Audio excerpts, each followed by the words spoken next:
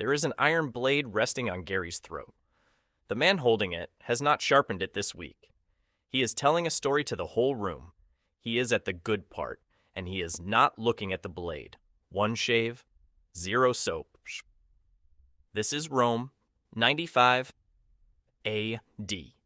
Gary is at the barber. Everyone in this city is at the barber. That is the problem. Because in Rome, a smooth chin is not a style. It is the uniform. Beards belong to barbarians, to philosophers, and to men in mourning. Gary is none of those things. Gary just has a face, and the face keeps growing hair, and Rome has opinions about that. It started around 300 BC, when a man named Publius Ticinius Mina shipped the first barbers into Rome from Sicily. A century and a half later, Scipio Aemilianus, the general who flattened Carthage, became the first Roman to shave every single day. When the man who destroyed Carthage does something, it catches on. Step 1. The barber shop opens at dawn. The queue is already there, not because Rome is efficient, because nobody is in a hurry to leave. The tonstrina is the newsroom, the gossip column and the comment section of the entire neighborhood, and it runs from sunrise to the middle of the afternoon. Gary came for a shave. He now knows which senator is bankrupt, whose wife has left, and what the fish market did yesterday. He has not moved one place in the queue. Step 2. The blade is called a novacula. It is iron. Iron goes dull fast, and it rusts, and there is no replacement head. There is also no lather, no soap, no cream, no foam. Water if the barber is feeling generous. Just your face, a piece of metal, and whoever was available to hold it. There is a poet in this city right now named Marshall, and he reviews barbers the way survivors review shipwrecks.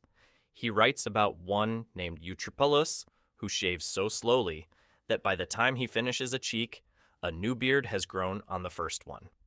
Step 3. Gary gets cut. Everyone gets cut. A nick is not malpractice here. It is the service, working as intended. Marshall also writes about a barber named Antiochus.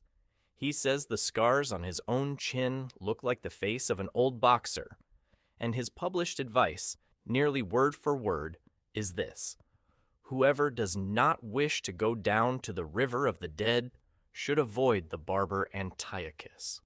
The customer after Gary sits down anyway. The queue does not shrink. Step 4. The barber sees the blood and calmly reaches for the first aid kit. It is spider webs, cobwebs, soaked in oil and vinegar, pressed onto the cut. This is not one barber improvising. It is written in Pliny's Natural History, the closest thing Rome has to a medical reference book. Cobweb stops the bleeding from a razor cut. And to be fair to the spiders, it does clot. Rome's bandage is a spider's house, and it roughly works. Gary leaves the chair with a smooth chin and 3 small webs on his face. Nobody looks twice. Half the men in the street are wearing the same thing. Step 5. There are alternatives, and they are worse. Option 1, tweezers. A specialist plucks your beard out, hair by hair. Some of the most powerful men in Rome prefer this.